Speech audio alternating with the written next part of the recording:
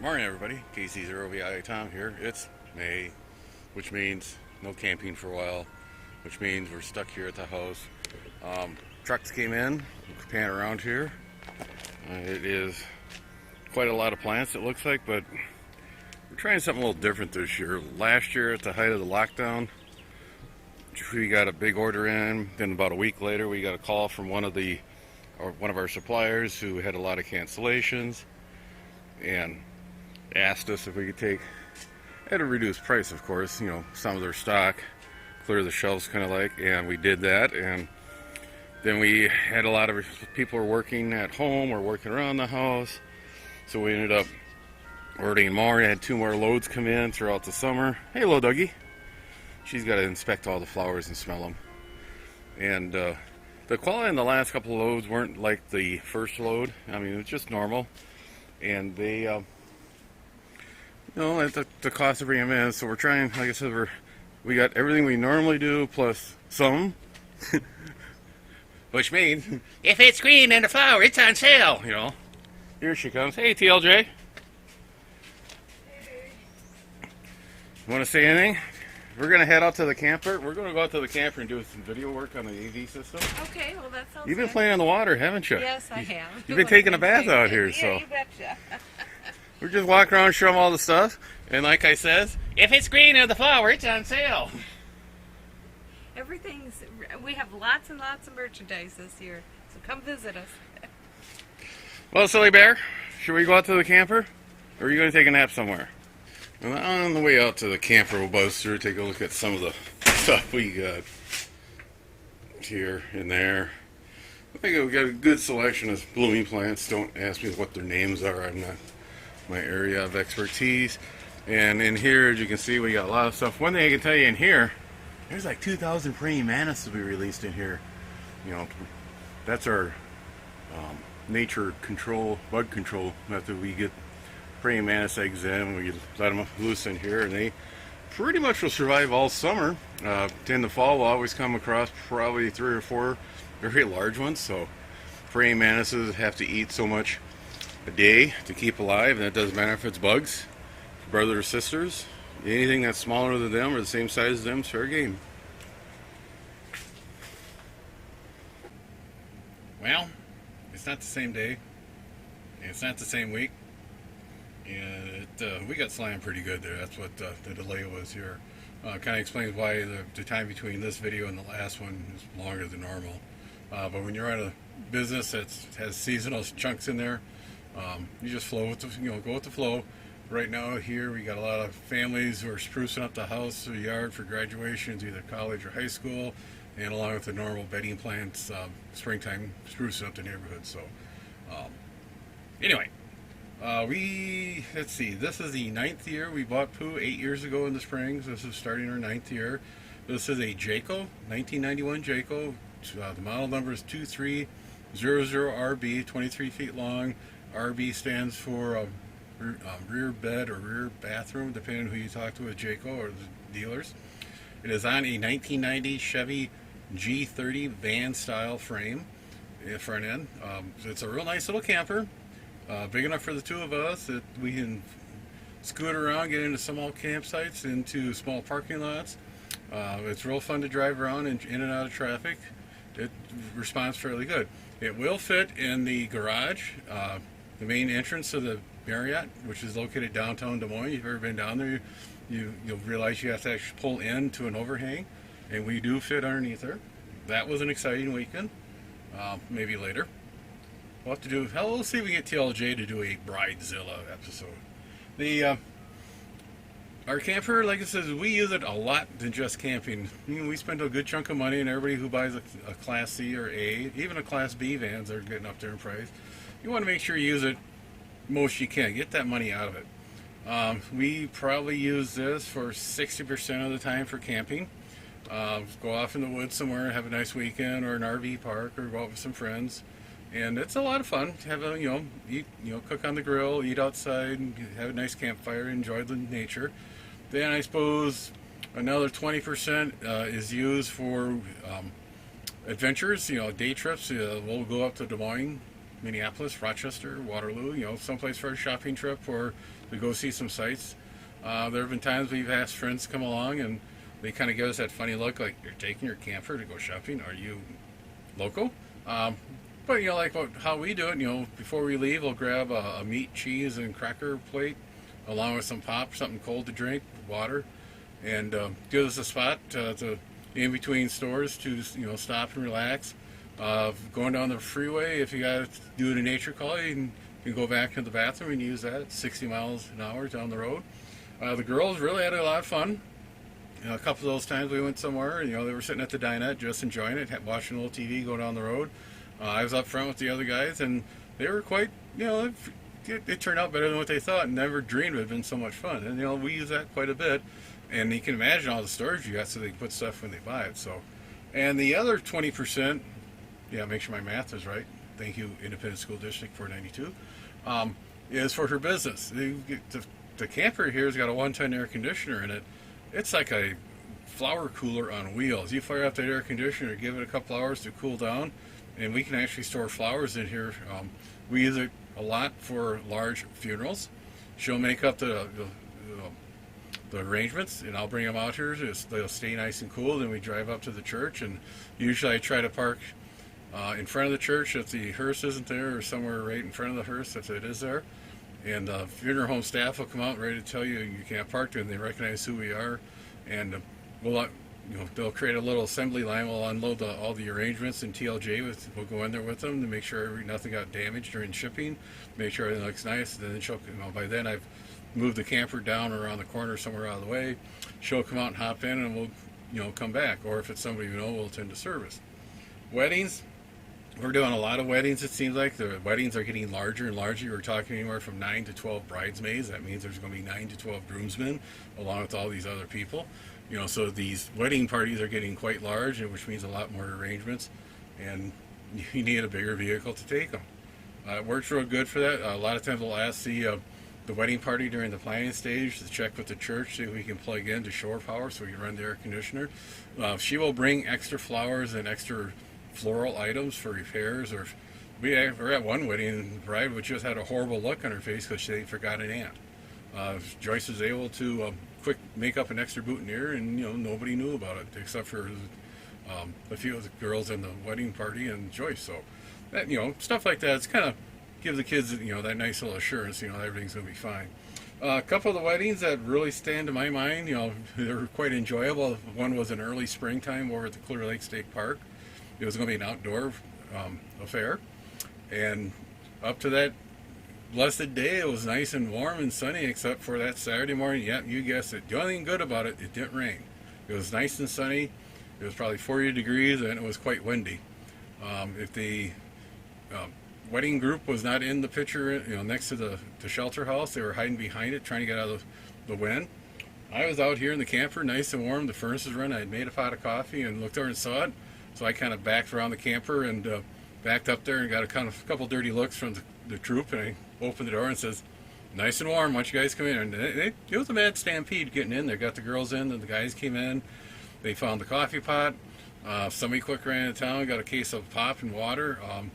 They sat out here and were having a good time watching TV, listening to the radio, and they had a runner back and forth. They need this person for wedding, stuff like that. We're shuffling everybody in and out.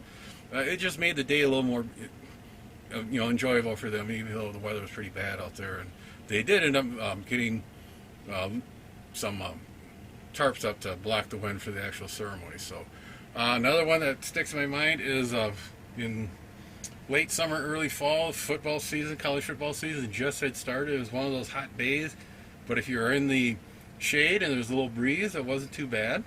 Unfortunately, when the church just fired up the air conditioner for the sanctuary, the rest of the church was not air conditioned, was turned on. But I was out in the parking lot, had the awning out, had the TV out, and had the satellite dish going, watching the Gopher football game. And the bride's dads, and the groom's dad were out having a cigarette break, and they came over to check the score of the game and noticed how much cooler it was under the awning.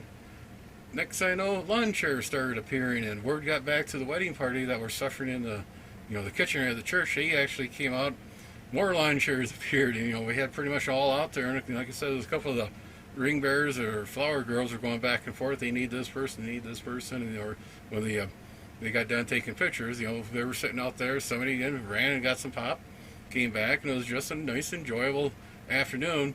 The kids really don't realize how much work it does take to put on a nice wedding and how long you're there. And when we do these, you got to remember, we got to be there like 9, 10 in the morning for a afternoon wedding for all the pictures they want to take. Just, you know, we want to make sure nothing gets damaged, everything looks good. And usually we don't leave until the bride is, you know, satisfied everything's good, or she starts heading down the aisle. So we use, like this is really nice. A lot of times those days we'll have a couple hours downtime. You know, after pictures are done, there might be an hour or two of downtime, and that gives a place for us. You know, she'll come in and take a little nap in the bed, and I'll just kind of watch over everything or take a nap with her. So when you're thinking about your AV system, again, think about everything you're going to do with this. You spend a lot of money on it. You want to make sure you get all the use you can out of your camper. We'll come over here. Got rid of that fly. I don't know if you saw him flying around. What we have here, we have a couple of Jensen. And I believe these are probably a 14 or 15-inch TV. I can't remember off the top of my head. They are 12 volts. Jensen makes AV equipment mainly for campers. It's a little heavy duty. The circuit board's a little thicker. They add a little, make sure they add a little extra solder, so as you're bouncing on the road, it doesn't vibrate and kill the device. We also have a computer projector here. We use that outside. We'll talk about that a little later when we go through it. We have a TiVo Romeo. This TiVo actually runs on 12 volts. We have an Apple iPod Classic along with a Roku Series 3. We have a Dish network receiver. This is a VIP 2100Z. And that actually runs the Pathfinder satellite dish. That's one of those you set on the ground, it automatically finds a satellite dish or satellite up in the sky off the dish. It takes a couple minutes to do it. Then up here we have another Jensen product. This is a AM/FM DVD/CD/MP3 player. This will actually also run the iPod. That's why we have an iPod Classic. You can plug in a flash card if you have a flash drive. It does have an AV end to it along with a headphone out. Like I said, it's a nice little radio. What's nice about it, it's got 3 sets of speakers. You know, we got speaker C, which is up by the cab. Speaker A set is out on the bed in the back, and speaker B, we actually got a couple of jacks in the storage bays on either side, and I got a couple of those weatherized outdoor speakers. They look like rocks that we plug in, so we have a little bit of music on the campground. There's also a control that's mounted in the refrigeration compartment that we can actually change channels and run the volume. Down below it is a HD radio receiver. This is kind of a neat little device. The FCC allowed radio stations to send out a digital signal. It's embedded in their main FM or AM carrier. It's another source of audio going out, so they get another source of income coming in. These are kind of nice, getting more popular. Around here there's not too many stations, but they're starting to pick up. And that's all ran into this Kramer 4x4 switcher, and from that it goes to the 2 TVs or out to the points. So what we're going to do, we're going to put this all together. I always take stuff out right in the fall when we put her to bed, so the cold weather doesn't get to it, and we'll put it together. We're doing a couple changes. It seems like each year we always add, remove something. We used to have an Apple TV, kind of redundant. The apps on the TiVo do the same thing, and the Roku does the same thing as the Apple TV. I was told that the Apple TVs are so great. In my personal feeling, this old Roku 3 can actually do better than the Apple TV that I had. The only thing it cannot do is you can't cast. You can't take your iPhone and cast it to the Apple TV on the screen, which to me is no big deal. The other device that we're not putting in was a Craig digital radio. That's the audio streaming device, and that company is getting away from the streaming service. They're going to some other type of source for audio, which is too bad. Those are real nice products. I was telling a couple people you should look into it, and if you're one of those people that actually bought one because I told you to, sorry, I got stuck with 3 of them now, so I'm not quite sure what's going to happen there. So, like I said, unless I get interrupted by more customers, yeah, it might be a while before I get back. Hey, Belle. Thanks for supervision. Yeah, thank you. I always need supervision. Okay, we're close enough on this project. We call it good. I got 4 little tasks we got to deal with here. I'll give you a quick nickel tour. We removed the Apple TV and the Craig digital radio. That gave us an input here. If I had to go downstairs and find one of my input panels, we can feed anything audio video into the system. Xbox, PS2, camcorder, something along that line. Digital camera. Above it we got the Jensen. This is a nice little radio. It'll do AM, FM, CD, DVD. It is fed into the switcher, so it will go to the TVs. You can plug in a flash drive and also control an iPod. Then above it I mounted the HD radio. Kind of looking forward for that when we get into some larger areas with more HD service. Like I said, our Kramer's mounted here. We have our DirecTV and our TiVo. Then above it we got our iPod. And over on the right hand side on the end of the power strip we have the Roku. So, the Google, you got to make a label for the Chrome, for the Kramer, and the Google is not behaving with the Wi-Fi. So we'll take a look at that.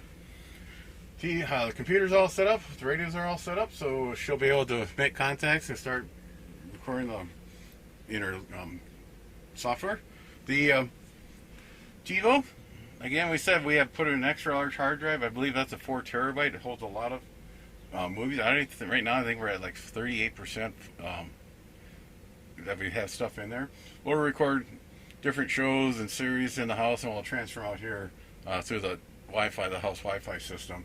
It's kind of nice to have if you're out shopping and one of us goes in and the other wants to hang out here in the camper, or we're out camping or at a church, camping and it's raining and you can't go outside. You can sit here and watch a little old-time TV, or if we got some downtime doing a church wedding, kind of nice to have. The Dish Network, this also shout out to DirecTV. If you want to take control of the home satellites market, come out with a receiver that will run on 12 volts. If I'm at a sporting event, either football, baseball, basketball, hockey, even the kids' high school sports, you're sitting outside, if I could plug a TV into 12 volts to a satellite receiver, and that will plug into the satellite dish, and be able to have fun during my tailgating, catch ESPN or some other sport network, getting the news and last minute information before you go and watch the big game, you'd really cover the market. Yeah, you could use an inverter, but they're noisy. They produce a lot of RF hash. It's kind of hard to people next to you if they want to listen to their AM radio or shortwave. And but you need and they go through batteries pretty good. So you want to make sure you have a good 12-volt receiver. You would actually crush the market if you came out with that. Think of all the campers, all the sports fanatics out there, truck drivers, buses, your tour buses. I mean, you already have dishes that will actually lock on to the satellite as you're going down the road, but your receiver has to have an inverter. Something to keep in mind. On that, we'll call this one good. Anything? Nah, she's sound asleep already. So, 7-3 everybody. Have us fun and safe summer. Be sure to tell your friends, neighbors, other hams. Subscribe, hit that bell to get notification when new videos come out. Add comments below. 7-3 everybody.